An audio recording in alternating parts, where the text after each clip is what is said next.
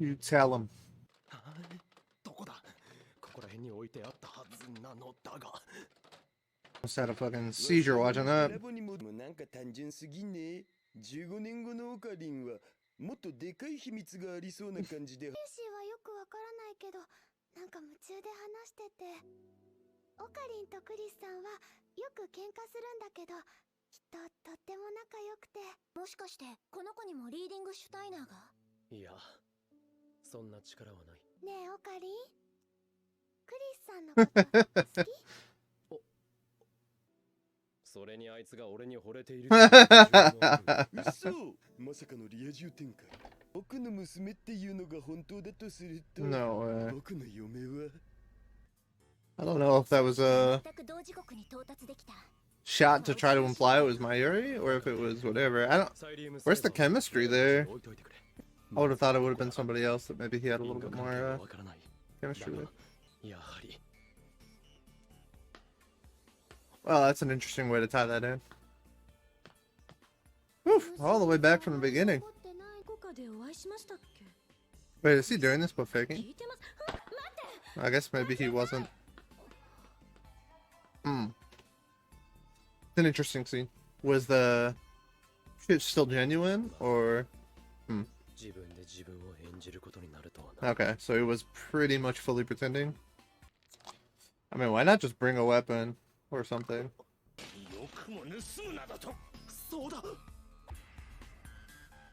Gonna use his own blood?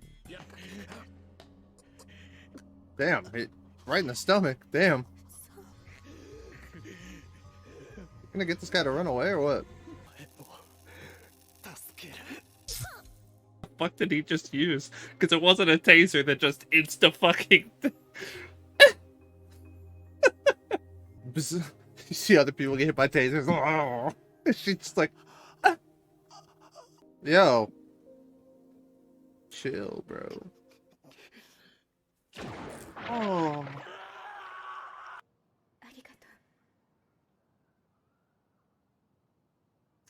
I mean, I really feel like she deserves that much forgiveness, to be honest with you. This is nice and all, but give me the fucking reunion.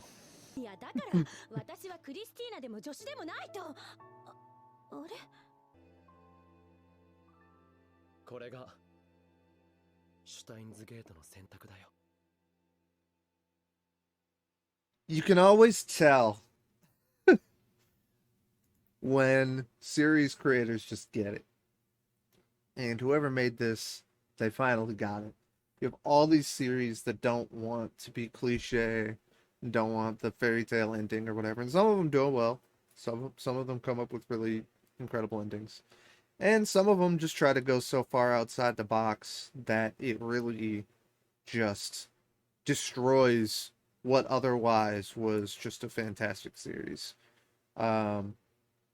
That didn't really need you to have kind of a bittersweet or a bad ending or anything like that, or an ending that, you know, was strange or didn't make a lot of sense or anything like that.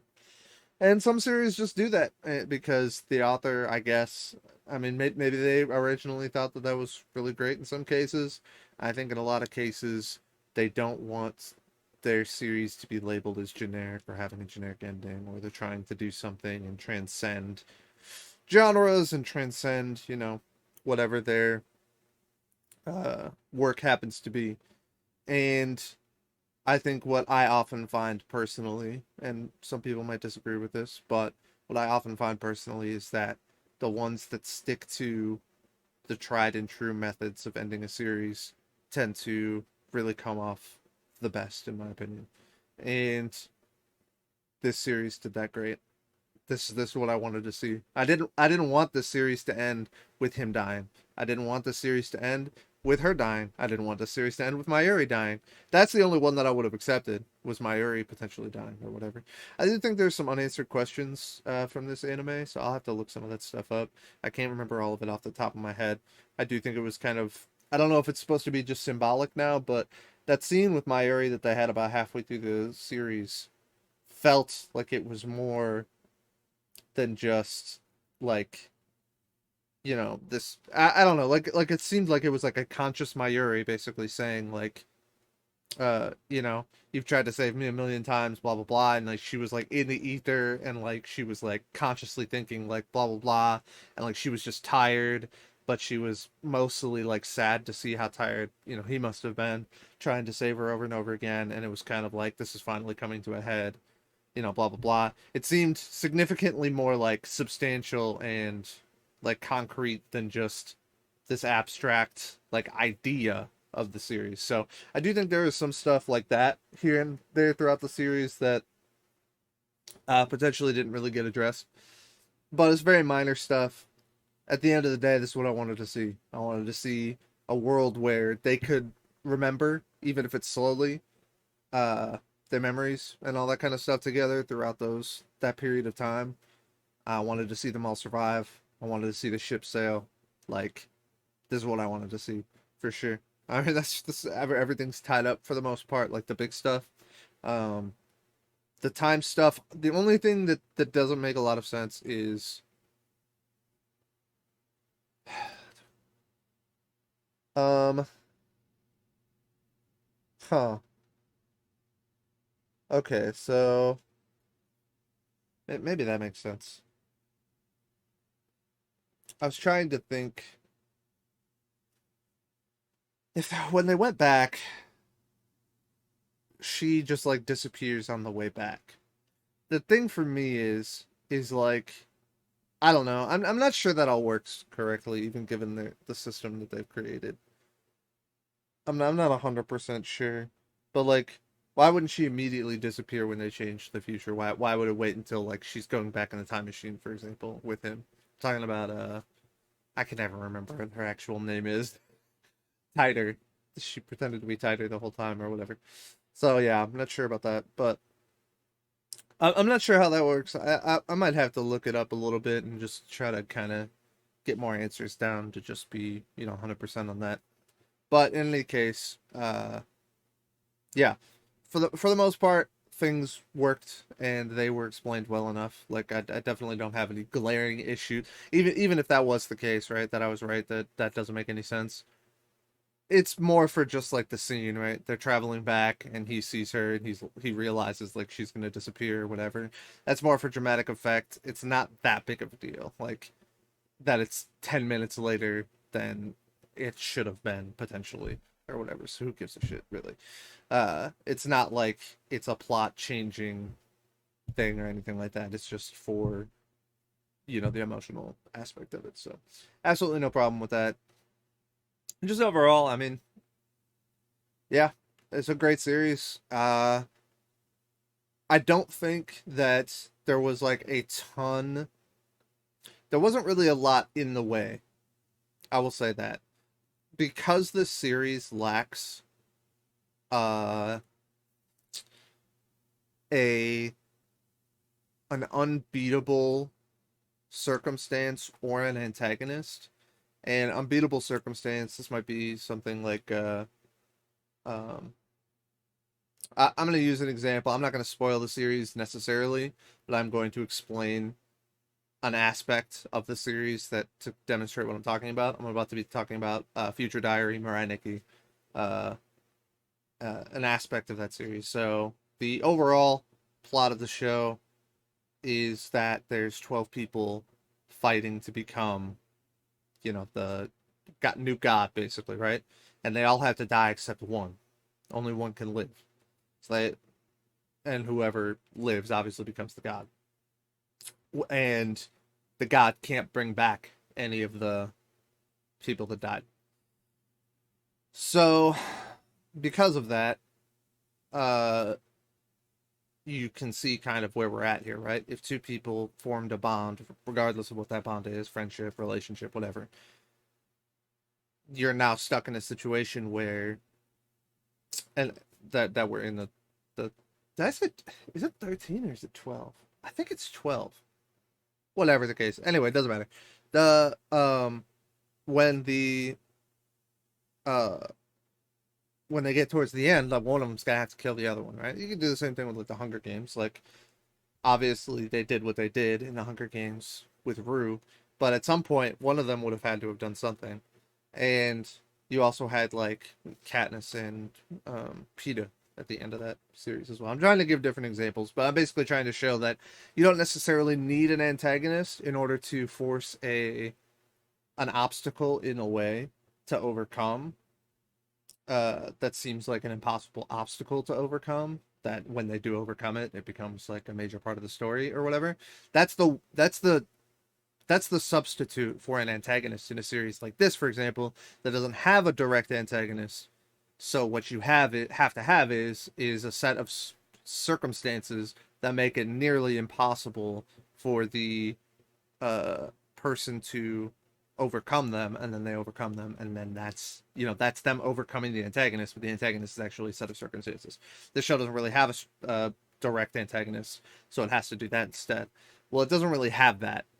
It seemed like it had it for a while, right? Because you had it was like you had to choose between one of the two. I'd say for a while, but that really only got introduced towards the end.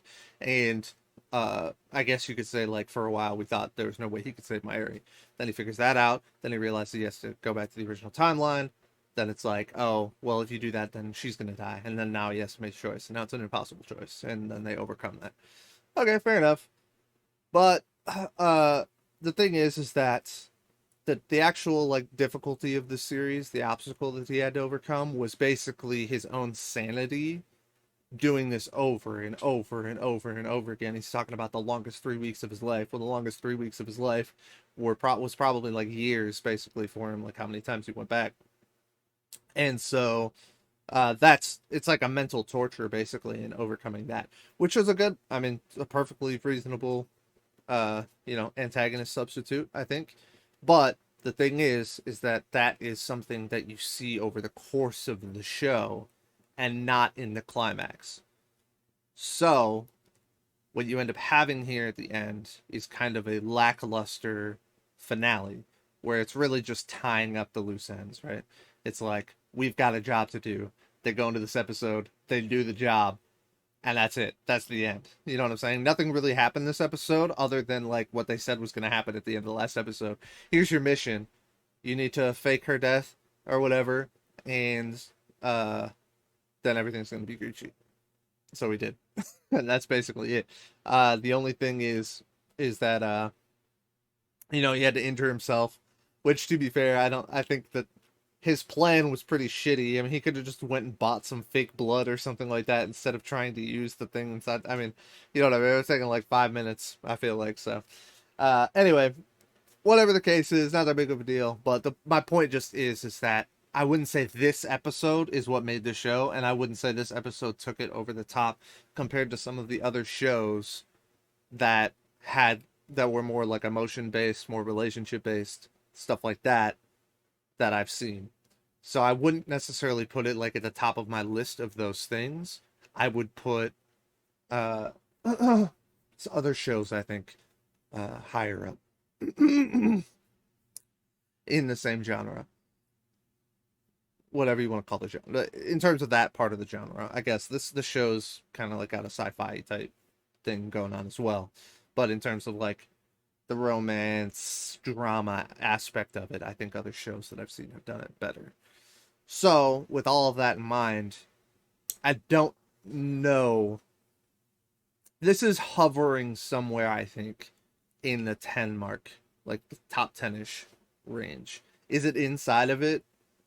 I'm not sure. I, I would have to guess not at this exact second, but it was really good. I don't think this finale was enough to potentially push into the top 10, probably. I will admit my top 10 is at the top is kind of stacked with two romance animes, and then it's just mostly shonen the rest of the way down, I would say, probably. So admittedly, I probably have a bias towards shonen overall. But I do think, you know, for this type of show, for this type of anime or whatever, it was really, really good. I think it was really self-contained, really done well. I don't have complaints about this show. The show is definitely worthy of the praise that it's gotten overall as a show, I think. So I don't really have much else to say. I think this is a great way to finish it off. I love the ending. I'm glad it didn't ruin the show. And I'm glad to see that we kind of got the happy ever after route at the end of this instead of any sort of shenanigans they might have pulled. So that's I guess gonna do it for me. And next week I'll start on a new series. I don't remember which one exactly is replacing this. It's either Assassination Classroom or Fire Force season 1. I'm not sure which one's which, but I'll be starting something new next week. So yeah, until then, see you guys later.